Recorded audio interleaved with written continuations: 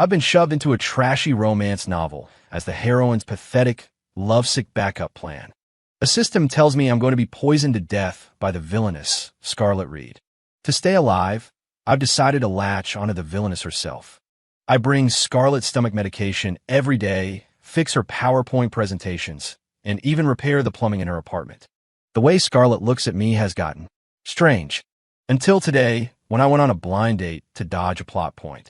It's a fake marriage to get our families off our backs. We could do our own thing afterward, I told my date. The restaurant's window reflected Scarlet's smiling face. She stroked my arm gently. Thinking of a fake marriage with someone else, sweetheart? I guess that just means I'll have to lock you up.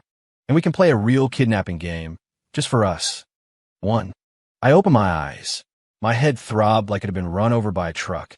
A gaudy crystal chandelier on the ceiling spun, making my eyes swim. This was definitely not my $3,000 a month studio apartment. The air was thick with a cloyingly sweet perfume that made my stomach turn. The sheets beneath me were silk, slippery, uncomfortable. I shot upright, a cold sweat instantly soaking my back. There was a woman lying next to me. Her long hair was a mess, half her face buried in the pillow. The profile I could see was exquisite, with lines as delicate as a jade carving, breathtakingly beautiful, and chillingly lifeless. A cold, electronic voice exploded in my head. Beep. Host consciousness detected. Welcome to the novel. Host. Identity, Leo Carter. Heroine Isabella Vance's #1 doormat. Backup plan and personal ATM. Core mission. Avoid being poisoned to death by the supporting villainess, Scarlet Reed. Mission failure penalty. Annihilation. Good luck, host. I was stunned. The heroine, Isabella Vance, was the walking definition of someone who wants to have her cake and eat it too. The hero, Damian Blackwood, was a psychotic CEO, the kind of guy who lives by the motto, torture the heroine, then beg for forgiveness. And me, Leo Carter, the heroine's most loyal dog. My entire purpose was to be Isabella's ATM, to take a slap from the hero for her, and in the end, to be taken out by the most vicious villainess in the entire book, Scarlet Reed. A glass of poison red wine would be my exit. A quiet, unremarkable death. Like an ant crushed underfoot. Scarlet Reed. The name sent a chill down my spine. In the book, Scarlet was Damian Blackwood's obsessive admirer. Paranoid, ruthless, and dangerously cunning. She was hostile to any woman who got near Damian, and she considered the heroine, Isabella, a thorn in her side that had to be removed. And me, Isabella's faithful lapdog, I was on her list too. Later in the story, she sets a trap. A glass of wine sends me on my way. My death is described as being remarkably efficient. Not even a cremation necessary. The electronic voice continued. Host. Life countdown. 89 days, 23 hours, 59 seconds. Please take action immediately to evade the death outcome. Action what? Kind of action? Stay away from Isabella. The system immediately threw cold water on that idea. Warning, forcibly breaking core character relationships will trigger timeline chaos and accelerate the host's death. Suggested. Strategy. Attempt to establish a positive connection with the key character, Scarlet Reed, to alter her behavioral logic. Establish a positive connection with Scarlet, the unhinged woman whose first instinct is to physically eliminate anyone who annoys her. I shivered. The odds felt about the same as convincing a shark to go vegan. But being poisoned was worse. I took a deep breath. Fine, let's do this. It's just sucking up to the villain, right? I'm already an expert at being a doormat. 2. I spent 3 days absorbing the original Leo's memories and relationships, and I started tracking Scarlet Reed's daily routine. The original Leo Carter was a truly dedicated backup boyfriend. A top university graduate with a good job as a department head at a subsidiary of Blackwood Enterprises. He made good money, but not enough to keep up with Isabella Vance's appetite. Luxury goods, designer bags, jewelry.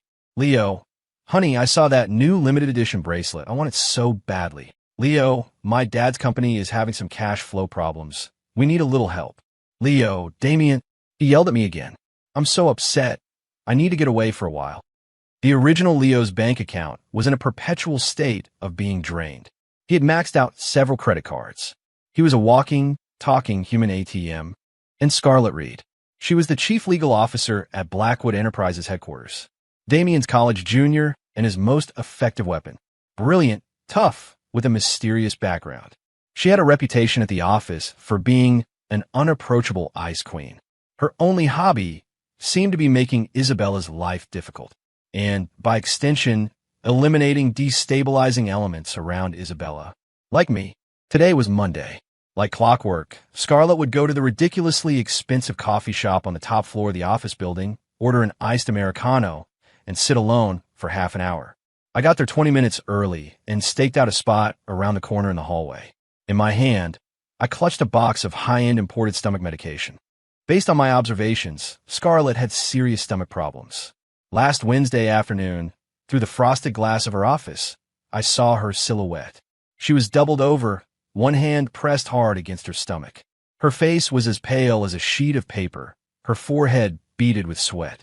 A few minutes later, her assistant rushed in with a glass of hot water and a small strip of white pills, the cheap kind you get at any drugstore. This was my chance. The coffee shop door opened. Scarlett walked out. She wore a perfectly tailored black power suit that made her look slender and poised. Her heels clicked against the marble floor with a sharp, crisp sound, like a metronome. She wore a neutral expression, her eyes distant, radiating a do-not-approach aura. Employees walking past instinctively held their breath and gave her a wide berth. I summoned my courage and darted in front of her, blocking her path. Ms. Reed. Scarlett stopped.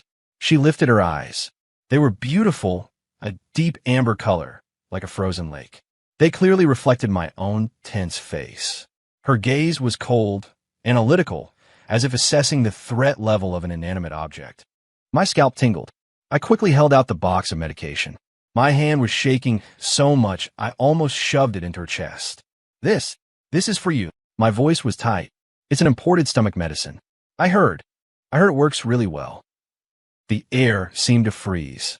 Scarlett's gaze dropped to the box, then slowly traveled back to my face. She didn't take it. She didn't speak.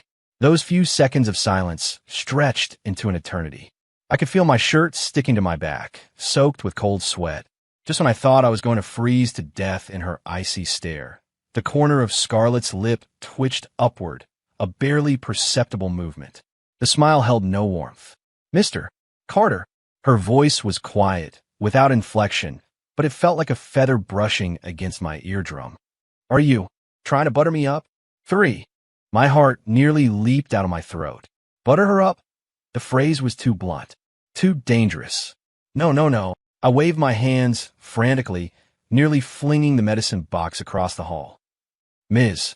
Reed, you've misunderstood. I just saw that you didn't seem well. I scrambled for the right words. Last Wednesday afternoon, outside your office. I saw you by accident. I was just thinking. Stomach pain is awful. A friend of mine used this and said it worked wonders. So I was babbling, a terrible actor caught in a lie. Scarlett's cold, amber eyes continued to watch me without a flicker of emotion, as if observing a boring one-man show. Just as the silent pressure was about to crush me, she reached out. Her fingers were long and slender, with a healthy, pale pink hue. They gently pinched a corner of the box I was holding out. Her fingertips were cool, carrying a faint, chilly fragrance.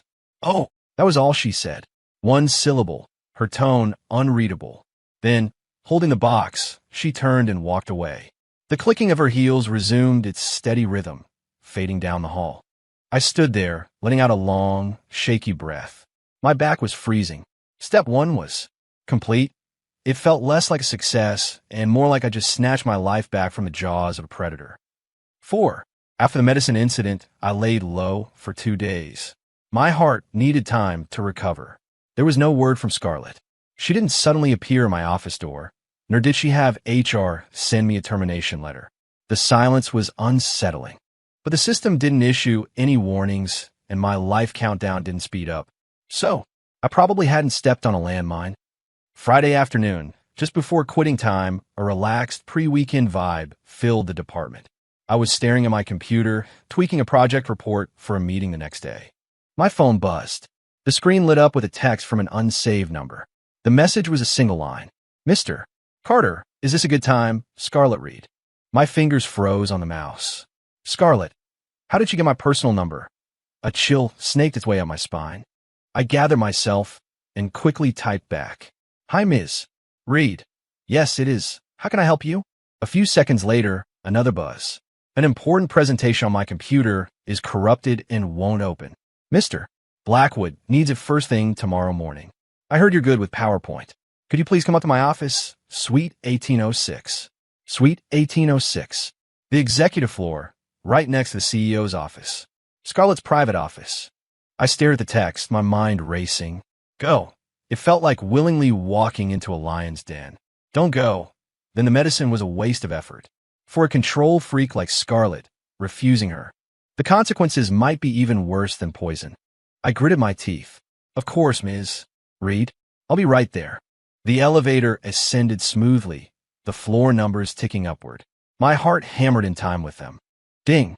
The doors opened on the 18th floor. It was silent up here, the floors covered in thick, sound-absorbing carpet. At the end of the hall, light filtered through a frosted glass door. The plaque read, 1806. I took a deep breath and knocked. Come in. Scarlett's voice, cool and emotionless as ever, came from behind the door. I pushed it open and stepped inside. Her office was huge, decorated in a minimalist, cold tone palette. Black, white, and gray. Sharp lines. As cold as her gaze. She was sitting behind a large desk, a laptop screen glowing in front of her. The cool light illuminated her pale face. She wasn't wearing her suit jacket, just a fine white silk blouse, the sleeves casually rolled to her elbows, revealing slender wrists. Her brow was slightly furrowed. One hand was pressed to her stomach, the other gripped the mouse. She looked annoyed. Ms. Reed. I walked over quietly. She glanced at me, then gestured with her chin toward another laptop on the corner of her desk. The file is on the desktop, the one labeled urgent. My apologies for the trouble. Her words were clipped, as if speaking was an effort. I pulled up a chair across from her and sat down. I clicked open the file. Sure enough, it was a mess of garbled code and distorted images. A classic corrupted file. I ran a recovery program, the progress bar inching forward slowly. The only sounds in the office were the clicks of my mouse and the quiet hum of the computers, occasionally punctuated by Scarlett's soft, suppressed hiss of pain. Her stomach was acting up again. A fine sheen of sweat appeared on her temples. While keeping an eye on the progress bar, I discreetly glanced at the cup on her desk. Empty. Ms. Reed, I began tentatively. Would you like some hot water? Or I could make you some warm milk. Scarlett's hand paused on her stomach. She looked up at me, her gaze deep, as if analyzing my motives. After a few seconds, she gave a slight nod. Her voice was low. MHM. Hot water is fine. The cooler is over there. She pointed to a corner. I stood up and walked over to the water cooler. I took a clean glass mug, filled it with warm water, and then paused.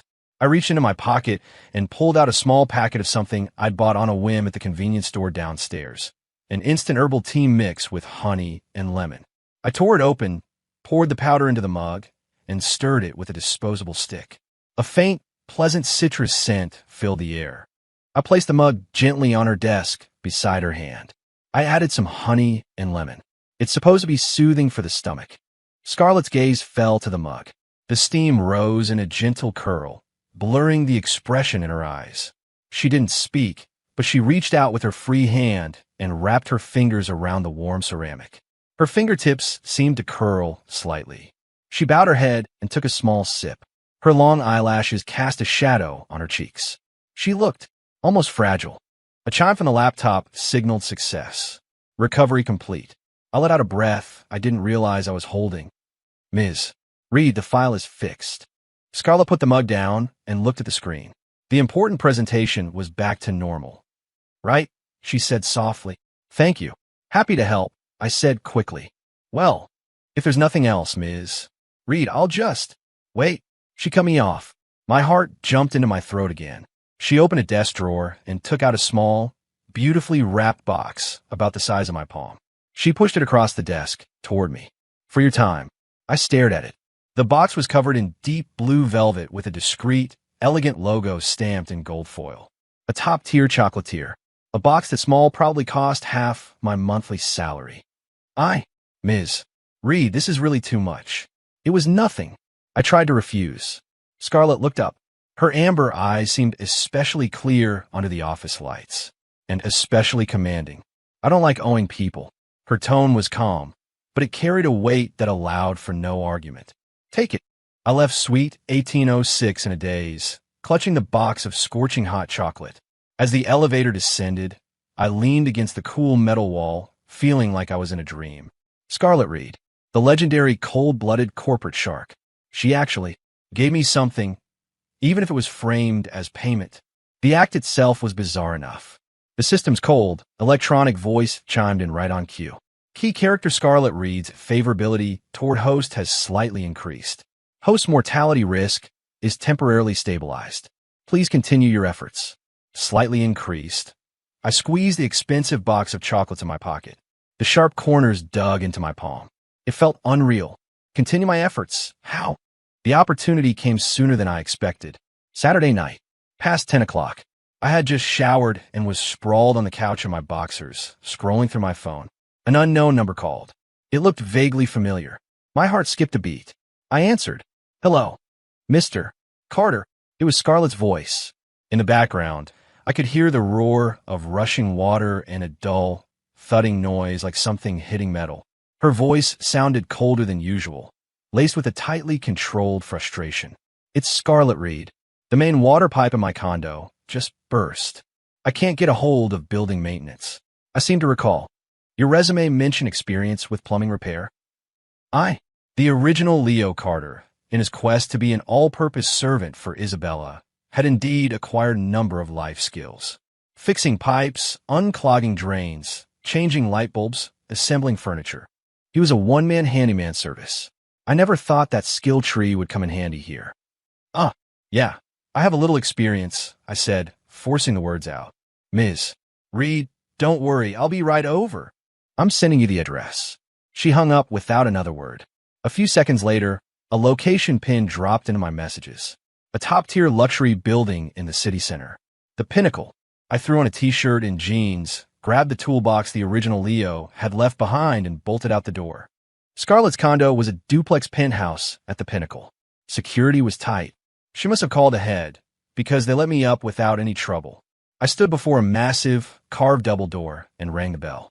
The door opened almost immediately. Scarlett stood there. She looked like she had just been pulled from the chaos. The hem of her expensive silk robe was soaked, clinging to her calves. The dark water stains still spreading. She was barefoot, and droplets of water clung to her pale ankles.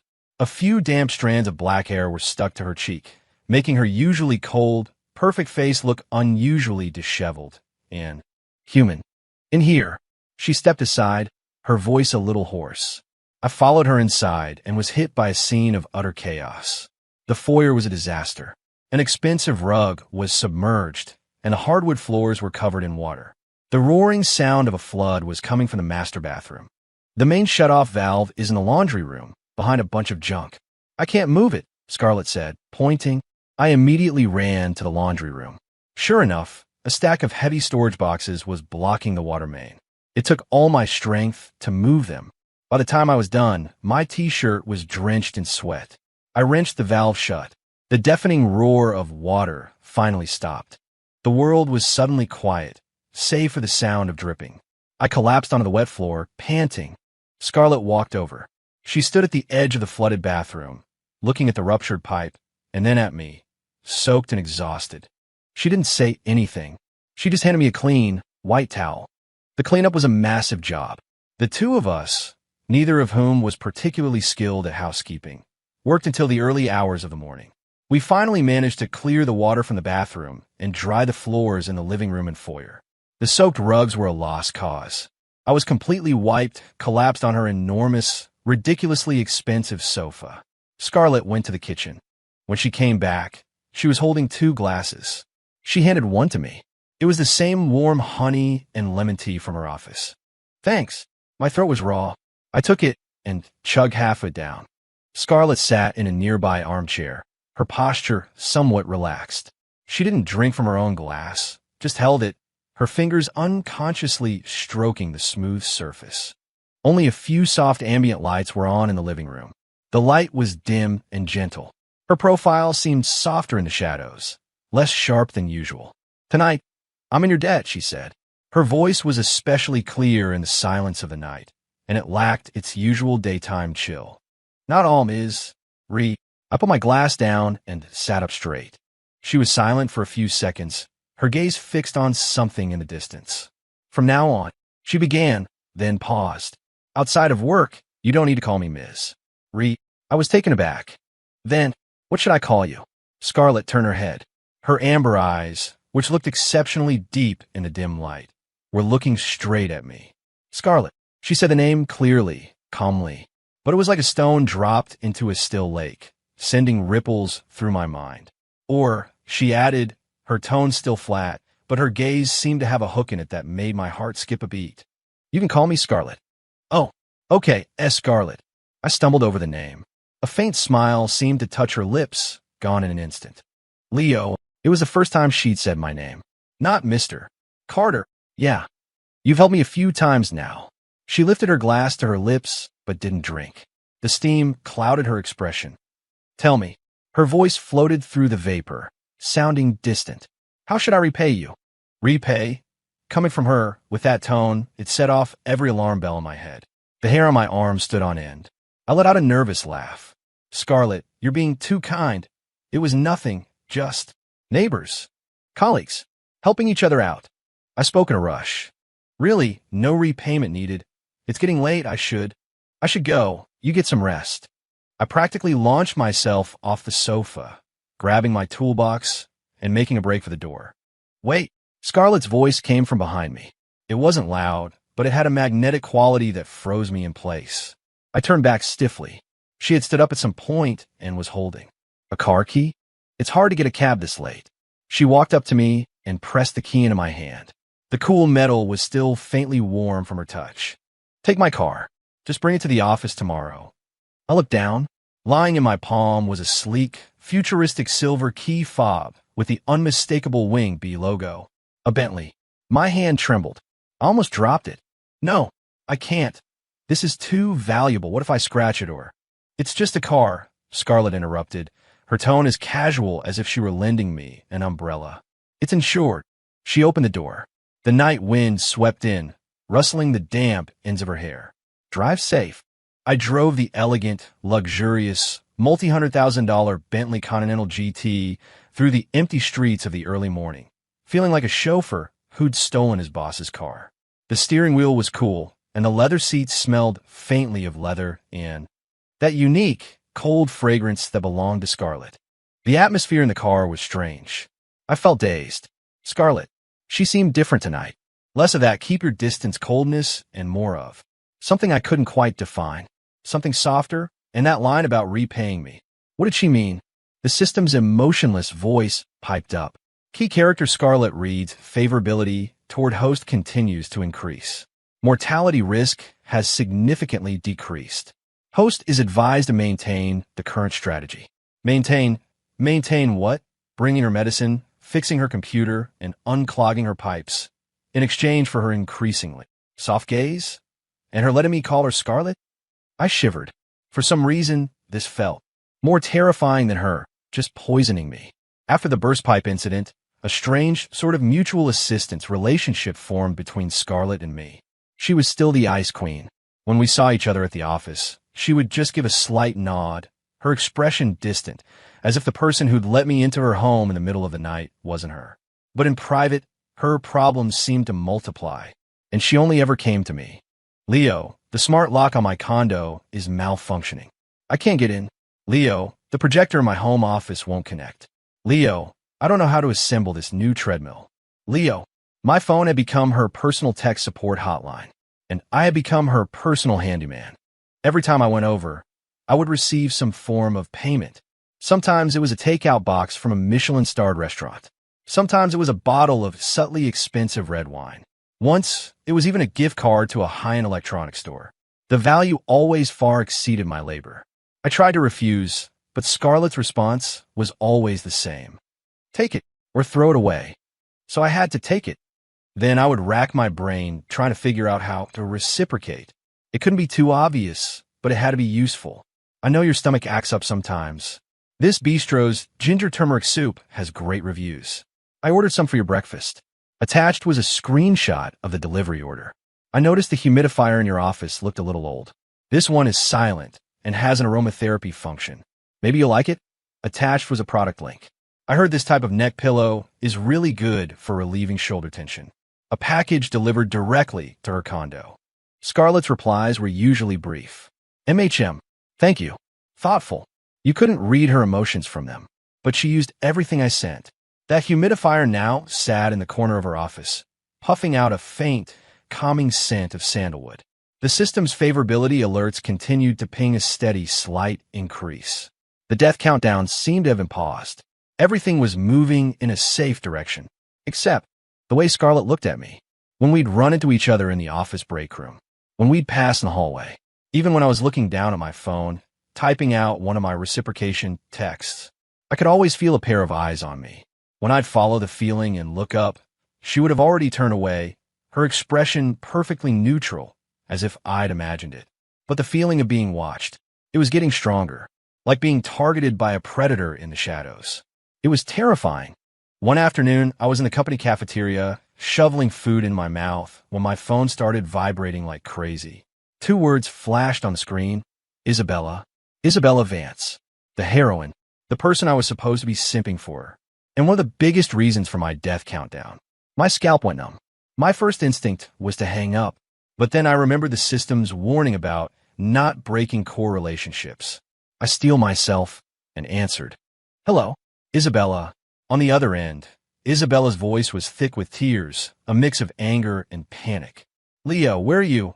Ugh, I'm so furious. That bastard Damien, he yelled at me for that new secretary of his. I'm leaving. Right now. Immediately. You have to come pick me up. We're going to the Cloudscape. I want the best suite. On your card. Hurry. I can't take it anymore. A barrage of commands. Imperious. Entitled. My temples throbbed. The Cloudscape. One of the most expensive hotels in the city. The presidential suite started at 5 figures a night. On my card, I glanced at the pitiful 4-digit balance in my banking app. Then I looked at the bright red death countdown on the system interface. On one side was Isabella's wrath and the risk of derailing the timeline. On the other was the villainess's poison and Scarlett's increasingly strange gaze. Which was worse? I felt like I was standing on the edge of a cliff. Isabella, I said, trying to make my voice sound apologetic. I'm so sorry, I can't get away right now. There's a super urgent project at work. The big boss is personally overseeing it. If I leave now, I'll be fired for sure. I lower my voice, trying to create a sense of urgency. And if I get fired, then how could I help you in the future? You know, there was a pause on the other end. Isabella's sobbing stopped. Her tone was suspicious. Really? What project is that important? I swear on my life. I've out. Mr. Blackwood himself is leading it. It's top secret. If I bail, the chief legal officer, Ms. Reed, will have my head. I didn't hesitate to use Scarlett as a shield. Sure enough, at the mention of the chief legal officer, Isabella flinched. Her tone softened, but she sounded even more pitiful. But what do? I have to get out of that horrible house. I can't stand another minute. Don't worry, Isabella. I quickly soothed her. Here's what we'll do. I'll book the room for you at the Cloudscape right now. I'll put on my card. You can just go and check in under my name. The second I'm done here, I'll rush right over to you. Really? She asked, still doubtful. Absolutely. I promised. Well, okay then. Isabella reluctantly agreed. But you have to be quick, and I want the best room. The one with the best view. You got it. Leave it to me. I hung up, my back drenched in sweat. I looked at the pathetic balance in my banking app, then at the suffocating prices on the Cloudscape's website. I gritted my teeth and opened a fintech loan app. My finger trembled as I typed in the amount. $5,000. A 12-month repayment plan. The interest rate was predatory. Confirm. Submit. A few seconds later, a text confirmed the loan had been deposited. It felt like a cold chain tightening around my neck. Numbly, I opened the Cloudscape app and booked the most expensive Riverview suite. For one night. Payment successful. I sent a screenshot to Isabella. All set, Isabella. Just give them my name at the front desk. I'll get there as soon as I can. Isabella replied with a smug emoji. I put my phone down and stared at the cold food on my cafeteria tray. I had completely lost my appetite. My stomach felt like it was filled with waterlogged cotton, heavy, cold, and suffocating.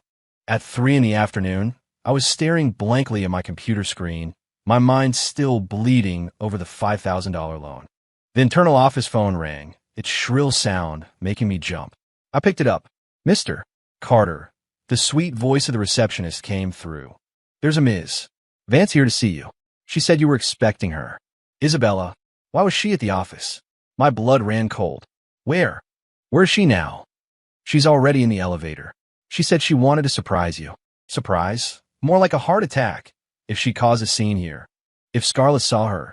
I shot to my feet, the legs of my chair scraping loudly against the floor. Stop her. Find any excuse. Tell her I'm in a critical meeting. Tell her to wait for me in the coffee shop downstairs. I'll be right down. I yelled into the receiver. Oh, okay, Mr. Carter. The receptionist sounded startled. I slammed the phone down, grabbed my jacket, and bolted from my office like I was fleeing a fire. I had to intercept her before she got to my floor. The elevator was stuck on the 15th floor, not moving. My heart was pounding. I turned and sprinted for the emergency stairs. I took the steps 3 at a time, my lungs burning. I burst into the ground floor lobby, gasping for breath. Across the expansive lobby, I saw Isabella standing at the reception desk, talking impatiently to the young woman there. She was wearing an expensive pink dress and carrying a Hermes bag. Her makeup was perfect. She had clearly dressed up to visit her hardworking backup boyfriend and maybe show off a little. I took a moment to catch my breath, forced a smile onto my face, and walked quickly toward her. Isabella. She turned at the sound of my voice. Her face immediately broke into a pouty, yet flirtatious smile. Leo, what took you so long? I've been waiting forever. She clicked over on her high heels and instinctively reached out to take my arm. I flinched back, a sudden, sharp movement, and dodged her hand. It was as reflexive as touching a hot stove. Isabella's hand froze in midair. The smile on her face froze, too. Her eyes filled with confusion and hurt. Leo? You. Isabella. I cut her off, my voice urgent. It's not a good place to talk here. Let's go outside to the coffee shop. I practically herded her toward the lobby exit, desperate to get away from this place. But just as I turned, a flicker of movement in my peripheral vision caught my eye. The doors of the executive elevator were sliding open silently. A tall, sharp silhouette in black was stepping out. Scarlett. She was holding a file, looking like she'd just come from a meeting. Her gaze swept casually across the lobby, and then, with unnerving precision, it locked onto Isabella and me. From 50 feet away, through the flow of people, I felt it. That cold, analytical gaze. It was like a scalpel dissecting me, and dissecting the empty space where Isabella's hand had to try to grab my arm. Scarlett's stride seemed to falter for a split second. Her face was a blank mask. Her eyes were as deep and unreadable as a frozen pond. Then, just as quickly, she looked away, as if she had only seen 2 unimportant strangers. She continued toward the main entrance, the steady, rhythmic click of her heels on the marble floor sounding like a countdown. I managed to get Isabella settled in the coffee shop next door. I listened to her complain for half an hour about how Damien was a heartless cheater, how he was bewitched by that little tramp, and how he just didn't appreciate her. In the middle of her rant, she casually mentioned a new limited edition bracelet she'd seen. Leo, you're the only one who understands how hurt I am. Fighting back the pain in my wallet, I used a buy now pay later service to soothe her hurt feelings. Finally, I got her into a cab back home to Damien's mansion. Watching the taxi disappear into traffic, I leaned against the cold wall of the building, feeling completely hollowed out. My heart was bleeding. My phone buzzed. I assumed it was a payment reminder and swiped it open irritably. It was a message from Scarlett. A single cold line of text. 7 o'clock tonight. That bistro we like. I made a reservation. It wasn't a question. It was a summons.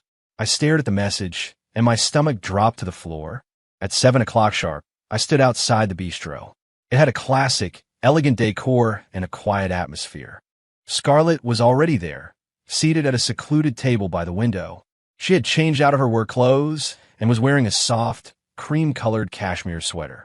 Her long hair was loosely tied up, with a few strands framing her face, softening her sharp features. 2 steaming bowls of soup were already on the table, along with a few small, elegant side dishes. She didn't look at me. She was looking down at her phone, her profile serene in the soft light. I walked over and pulled out the chair opposite her. "Scarlett." She finally looked up, her eyes lingering on my face for a moment before she put her phone down. "I ordered for you. The ginger soup. It's good for your stomach." Her tone was flat, unreadable. "Thanks," I said, feeling awkward. The waiter brought our food, and we began to eat in silence. The atmosphere was thick with unspoken tension, the only sound the soft clinking of spoons against ceramic. I couldn't taste anything. My mind was a mess, replaying Isabella's tearful face, the phantom notifications from my loan and credit apps, and the memory of Scarlett's icy glare in the lobby. "This afternoon," Scarlett said suddenly. Her voice wasn't loud, but it made my hand jerk, nearly spilling my soup. She calmly took a spoonful of her own soup, blew on it gently, her movements graceful. "Isabella Vance came to see you." It wasn't a question. It was a statement. My throat felt dry. Yeah, she wasn't in a good mood. Not in a good mood. Scarlett looked up. Her amber eyes were translucent in the light, and they held a hint of amusement. And that requires Mr. Carter to be at her beck and call. Her tone was placid, but the words were like needles pricking at my nerves. "It wasn't like that," I said, trying to defend myself. "It was just, as a colleague, cheering her up to the point that you had to physically dodge her touch." Scarlett's voice remained even, as if she were discussing the weather, but her words hit the bullseye of my guilt. I was speechless. My back was slick with sweat. She knew. She had seen everything. I opened my mouth, but no words came out. What could I say? How could I explain? I'm dodging the heroine because I'm trying to stay alive. Would Scarlett believe that? Or would she think it was just a pathetic excuse? Scarlett watched my miserable squirming, and the corner of her mouth seemed to lift in a ghost of a smile. She picked up the serving utensils, placed a crisp slice of water chestnut on my plate, and said in her normal, detached tone, "Eat. Your stomach is your own. It's not worth getting worked up over." The rest of the meal was torture. Scarlett didn't mention Isabella again. She made small talk about work or commented on the food. The atmosphere seemed to relax, but I felt like there was a dangerous undercurrent beneath her calm gaze. The quiet before the storm. After dinner, Scarlett didn't let me see her out. She had already called for a car. I walked home alone. The night air was cool on my face, but did nothing to clear the anxiety from my mind. My phone rang again. A voice call this time, from a contact named Aunt Carol, my mom's best friend, a notoriously enthusiastic matchmaker. "Leo, sweetie," Carol's booming voice shot through the phone. "You're off work, right? I'm not bothering you?" "No, not at all, Carol. What's up?" "Good news, wonderful news," she said excitedly. "Your mother asked me to keep an eye out for a nice girl, and boy, did I find one. She's perfect. Her name is Chloe Davis. 27, has her master's from overseas, works in investment banking, she named a salary that made my jaw drop. And she's beautiful, very classy, from a great family. And here's the best part. Carol lowered her voice conspiratorially. Her family is putting the pressure on, too. They just want her to find someone solid and dependable to settle down with, to get them off her back. You two could meet up? If you hit it off, you could have a pretend relationship to help each other out. Wouldn't that be great? Get the family off her back? A pretend relationship.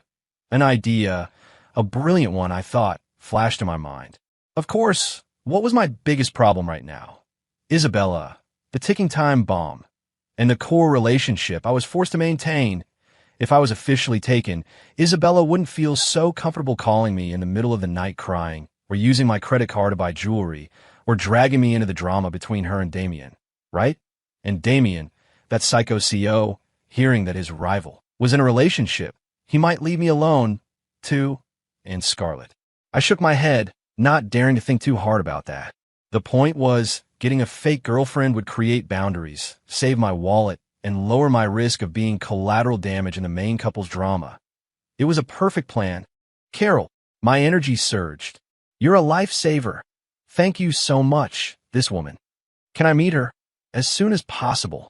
2 days later, on Saturday afternoon, I met Chloe Davis at a stylish restaurant downtown. She was just as Carol had described, poised, elegant, and intelligent. The conversation flowed easily because we had the exact same goal. Leo, Carol probably gave you the rundown, Chloe said, taking a graceful sip of her water. My family is relentless, especially my grandparents. Their health isn't great. They just want to see me settled. She gave a helpless smile. But right now, I have absolutely no intention of getting married. My job is too demanding. I get it completely. I nodded eagerly. It's the same with me. The way my mom talks, you'd think she expects me to give her a grandchild by tomorrow. We shared a look of mutual understanding, like soldiers in the same trench. So what you're proposing is? Chloe looked at me, her eyes frank. My idea is, I leaned forward, lowering my voice. We could have a simple agreement. Publicly, we're a couple. We can meet each other's parents if we need to handle the family pressure. Privately, we live our own lives, no strings attached. Financially, we split everything. No debts to each other. And for the timeline, maybe a year to start. If either of us finds someone real or decides it's not working, we can end the agreement at any time, no questions asked. The plan tumbled out of me, feeling more perfect with every word.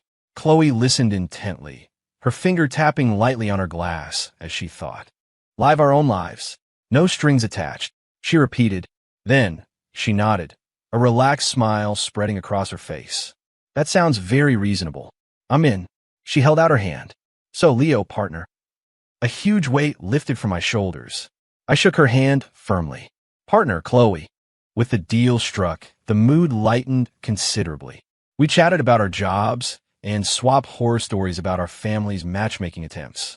Honestly, I said, cutting into my steak, dealing with family is harder than dealing with my boss.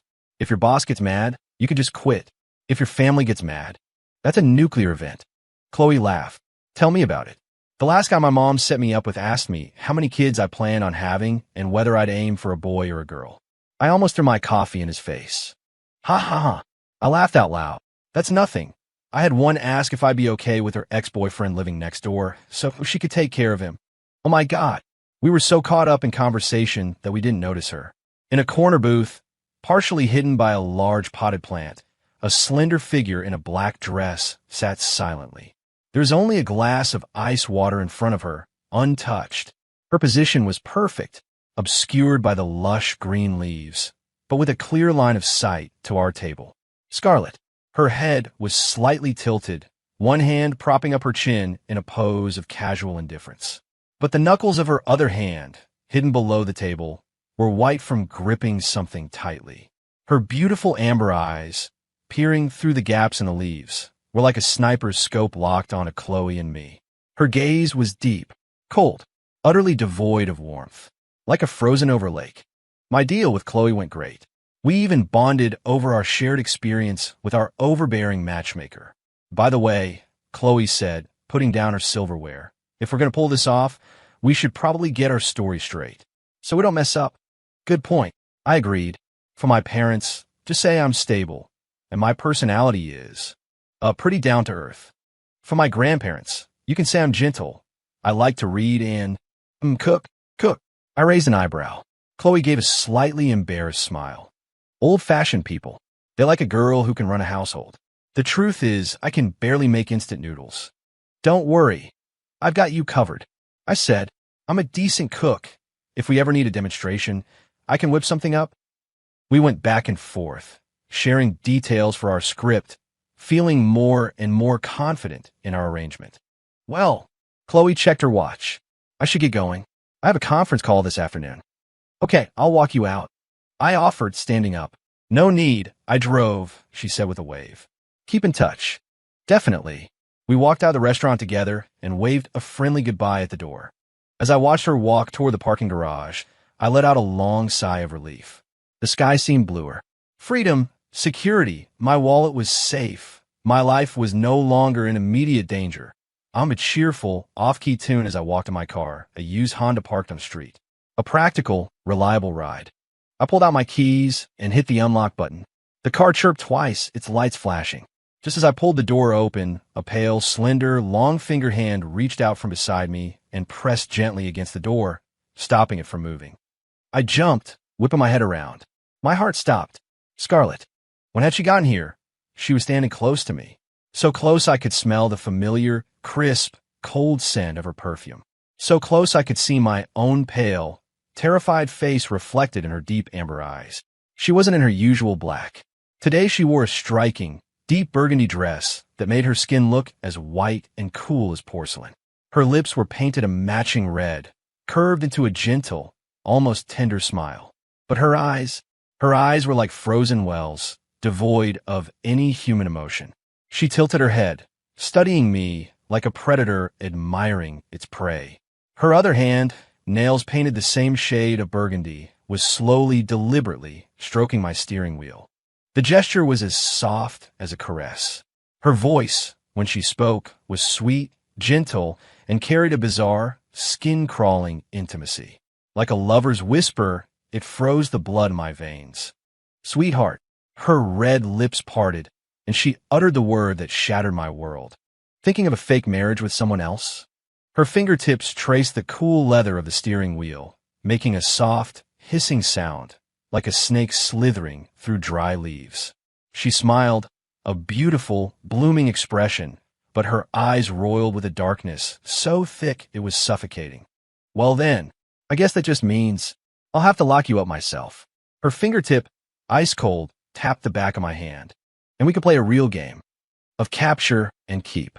Scarlett's words were like a bucket of ice water dumped over my head. I was frozen, my fingers still wrapped around the car door handle. Cold. She was too close. So close I could count her eyelashes. So close I could smell that dangerous, alluring scent. Scarlett. My voice was a dry rasp. She tilted her head, her eyes like a cat's, fixed on its prey. Her fingers continued to draw circles on the steering wheel. Yes. I took a deep breath. Then I reached out, cupped the back of her head, and kissed her. The moment our lips touched, I felt her whole body go rigid.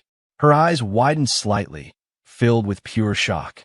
I kept my eyes closed, feeling the flutter of her eyelashes against my cheek, like a startled butterfly. The kiss was brief, a light press. I pulled back. It's not a fake marriage. It's real. With you. Scarlett's expression was frozen. She blinked once. Then again. You. The famously eloquent chief legal officer was, for the first time, speechless. I took the opportunity to kiss her again, quickly. I'm in love with you. From the first time you took my stomach medicine. From the first time you called me sweetheart. From the first time you let me call you Scarlett. The tips of Scarlett's ears turned bright red. Her expression shifted from shock to confusion, and finally, settled into a look of dangerous delight. Leo, a slow, sharp smile spread across her face. You know what happens when you lie to me. I know. I cut her off. You'll lock me up. But I'm not lying. I pulled out my phone and, right in front of her, deleted Chloe Davis's contact information. We'll go to the courthouse tomorrow. We're buying rings right now. Scarlett stared at me for a long moment. Then she laughed.